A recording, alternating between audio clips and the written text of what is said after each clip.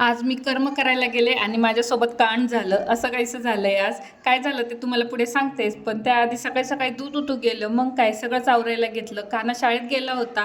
मग मस्तपैकी सगळे भांडे घासून घेतले आणि किचन ओटा पहिली साफ करायला घेतला, कारण की सगळं दूध वगैरे सांडून सगळा राडा राडा झाला होता. मग ते काम पण करू वाटत नाही, स्वयंपाक पण करू वाटत नाही, म्हणून आधी किचन ओटा साफ करून घेतला.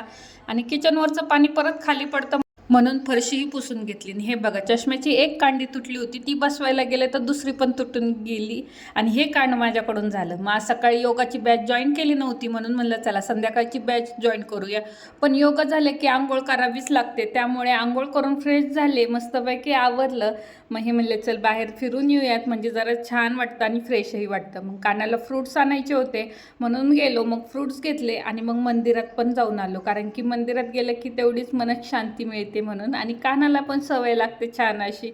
मग येताना त्यांनी मस्तपैकी पान घेतलं आणि असा दिवस एन्जॉय केला. असा होता आमचा दिवस. व्हिडिओ आवडल्यास लाईक शेअर सबस्क्राईब नक्की करा. बाय.